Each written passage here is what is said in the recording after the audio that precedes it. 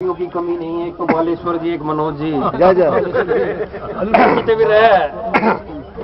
रस जो है 9 प्रकार के होते हैं, व्याकरण आपने पढ़ी हो, क्योंकि 9 का अंक अपने आप में पूर्ण होता है, पूर्ण परमात्मा होता है। खैर वो थोड़ा समय है, थोड़े समय में हम विशेष बात जान लें। एक रस होता है श्रृंगार रस, और श्रृंगार रस की 2 शाखाएं होती हैं, एक योग श्रृंगार, एक वियोग श्रृंगार। और वियोग श्रृंगार, वियोग में भी श्रृंगार क्यों? एक बात तो आप जान लें, वियोग तभी होता है जब किसी चीज का योग होता है। निराकार को हम वास्तव में तब जान पाते हैं जब इस बात को जान लें कि निराकार में आकार छिपा हुआ है, जो सुलभ है, जो आसान मार्ग है। आसान मार्ग से जब हम जान लेते हैं तभी हम निराकार को जान पाते हैं। इसलिए बार बार कहा जाता है, संसार के करतार का यदि आकार ना होता तो उसका यह संसार भी साकार ना होता, क्योंकि साकार से जाहिर है निराकार की हस्ती, और साकार ना होता तो निराकार है। और वो जो 2 गोपी थी ना, एक इस तरफ से आ रही थी और एक इस तरफ से जा रही थी, पर अंतर केवल इतना था, एक कह रही थी कि कोई नींद ले लो, कोई नींद ले लो, और एक कह रही थी कोई नींद दे दो, कोई नींद दे दो। दोनों वियोगन थी।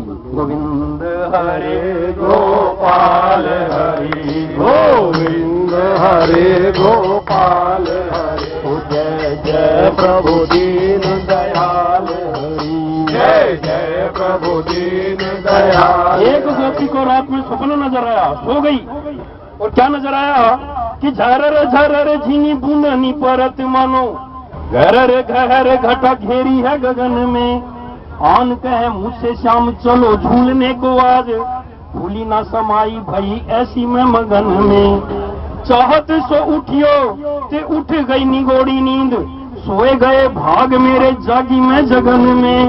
आंख खोल देखो तो न घन है न घन श्याम, और छाई गई बूंद मेरी आंसू बह गगन में।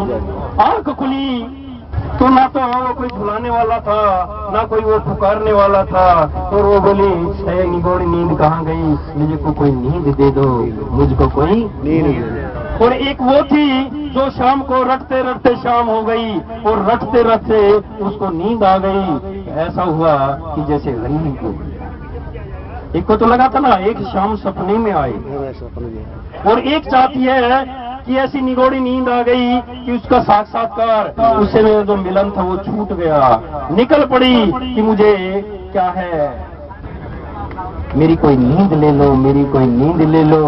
और एक जो नींद में हरी से मिल रही थी कि चलो झूलने को आज, भूली ना समाई भई ऐसी में मगन में। चाहत सो उठी है तो उठ गई निगोड़ी नींद, और एक कह रही है कि मेरे को नींद दे दो, और दोनों मिल गए और दोनों के काम पूरे हो गए।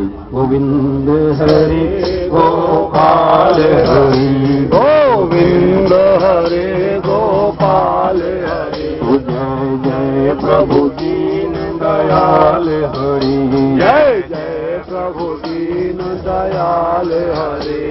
योग आसान है बंधुओं, योग को सहन करना बड़ा मुश्किल है। तभी तो जो उद्धव को भेजा गया था ना, चले मथुरा से जब कुछ दूर, वृंदावन निकट आया, वहीं से प्रेम ने अपना अनोखा रंग दिखलाया। उलझकर वस्त्र में कांटे लगे उद्धव को समझाने, तुम्हारा ज्ञान फरता फाड़ देंगे मैं प्रेम के दीवाने, क्योंकि है प्रेम जगत में सार और कोई सार नहीं। चले मथुरा से जब कुछ दूर, ध्यान दीजिए, बेटा झुक झुक के कहते थे इधर आओ इधर आओ। पपीहा कह रहा था पी कहाँ है यह तो बतलाओ। शब्द यमुना की धारा भी यही गुणगान गाती थी, और भ्रमर गुंजार से भी यही मधुर आवाज आती थी कि है प्रेम जगत में सार और कोई सार नहीं है। गरज पहुंचे वहाँ था गोपियों का जिस जगह मंडल, वहाँ थी शांत पृथ्वी वायु धीमी, व्योम थे निर्मल। सहस्त्र गोपियों के मध्य थी श्री राधिका रानी, सभी के मुख से रह रह कर निकलती थी यही वाणी कि है प्रेम जगत में सार और कोई सार नहीं। कहा उद्धव ने बढ़कर के कि मैं मथुरा से आया हूँ, सुनाता हूँ संदेशा श्याम का जो साथ लाया हूँ, कि जब यह आत्मा सत्ता अलख निर्गुण कहाती है, तो फिर क्यों मोहवश होकर वृथा यह गान गाती है कि यह प्रेम जगत में सार और कोई सार नहीं। कहा श्री राधिका ने तुम संदेशा खूब लाए हो, मगर यह याद रखो प्रेम की नगरी में आए हो, संभालो योग की पूंजी न हाथों से निकल जाए। जहाँ प्रेम होता है ना, ये तभी होता है। और जब प्रेम सो जाता है तो सब्जी मंडी आने लग जाता है। यही कहते हैं। बोले राजा रामचंद्र महाराज की जय हो। बोले शिवा के बिहारी लाल की जय। मुझको यकीन है आएगा सांवरा, ये भाव बने रहे सुंदर प्रेम के साथ, क्योंकि जब याद मोहन की आती है अजब नजारा होता है। आंख में आंसू होते हैं, दिल दर्द का मारा रोता है। और ये होता जब है, क्योंकि जैसे हम बता रहे थे वियोग वियोग, पहले योग होता तब तो वियोग होता है। हम बिछड़े हैं उससे, ये विश्वास है हमारा, हम अंश हैं उसके, तभी तो दर्द होता है उसको बिछड़ने का। लेकिन ना जाने कितने आए जीवन में, कितने चले गए, गाड़ी में कितने लोग आते हैं, सब उतर जाते हैं, किस किस को जानते हैं। लेकिन कोई एक विशेष होता है जब छोड़ कर जाता है, जब वो बिछड़ जाता है, रिटायर हो जाता है, तो उसका थोड़ा सा मन में रहता है यार वो बिछड़ गया। वो बिछड़ना इसलिए लगता है क्योंकि उससे पहले हमारा योग हुआ है। और हम परमात्मा से अगर वियोग हुआ है तो इसका मतलब पहले कहीं ना कहीं योग तो हुआ है, तभी हम वियोगी हैं, तभी हम उसको याद करते हैं, पुकारते हैं कि तू कहाँ खो गया, उसे पुकारते चलते हैं। तो वही भाव गाते हैं, भक्तों के घर भी सांवरे आते रहा करो, भक्तों के घर भी सांवरे आते रहा करो। खाली पड़ा है दिल मेरा, खाली पड़ा है दिल मेरा, इसमें रहा करो। भक्तों के घर भी सांवरे आते रहा करो, मंदिरों के घर भी सांवरे आते रहा करो। और एक भक्त लाना देने लगा, अरे मंदिर में बैठे रहते हो, कभी बाहर तो आया जाया करो, हम रोज तेरे घर आते हैं, कभी तुम तो मेरे घर आया करो।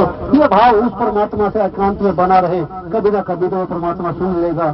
क्योंकि जिस भगवान को हमने मन के अंदर बिठाना था, उसको हमने गलती से मंदिर के अंदर बिठा दिया। कभी कभी चले जाते हैं मंदिर में पूछने, आप ठीक ठाक हो, सब व्यवस्था ठीक है। कभी कभी भोग लगा आते हैं, अरे जो मंदिर में बैठाए वहां भी ठीक है, लेकिन मंदिर में बैठे हुए भगवान को प्रयास करें आहिस्ता आहिस्ता वो हमारे मन के अंदर में आकर बैठ जाए। उसका असली स्थान तो हमारा मन है, मन के अंदर वो आकर बैठ जाए। मंदिर में तो वो बैठा ही है सबके लिए, इसलिए जो जिस मंदिर में हमने बिठा दिया उस मंदिर से पुकार करते करते इस हृदय को हम इतना पवित्र बना ले, तो वो बनेगा केवल संत दिशा में जाने से, संत दिशा में आने से, सत्संग में जाने से विवेक जागेगा कि सत्संग करते रहे, परमात्मा का नाम लेते रहे। क्योंकि रस की आवाज जागते सिर पर पड़त निशान बार बार पुकारते रहेंगे तो परमात्मा हमारे इस भाव को सहन करेगा। और हो सकता है हमारे मन के अंदर आकर रहने लगे, हमारा कल्याण हो जाए। संत महात्मा से टाइगर सेवक के साथ आपका बहुत बहुत धन्यवाद करता हुआ और सभी समयानुसार आरती में प्रवेश करें, प्रेम से प्रार्थना आरती कराएंगे और सभी भाव सहित। और अपने आप को थोड़ी देर के लिए मान लीजिएगा कि आप इलाहाबाद के प्रयाग के तट पर बैठे हैं, तीनों नदियां बह रही हैं। उस प्रयाग के तट पर मार्च के पावन महीने में अगर तीनों नदियों का जाकारा करते हुए फिर हम आरती में शामिल हो, बड़े भाव से आरती जाएंगे। प्रार्थना गंगा मैया की, गंगा मैया की, सरस्वती मैया की, महाराज की। संत कहते हैं 400 कोस की दूरी से भी गंगा को यदि नमन कर दिया जाए तो नमन स्वीकार हो जाता है। इस भाव से गंगा मैया प्रयागराज को नमन करते हुए आरती में प्रवेश करें। अपने आप को मानसिक से मानिएगा और प्रयागराज के तट पर बैठे और आरती प्रारंभ करेंगे।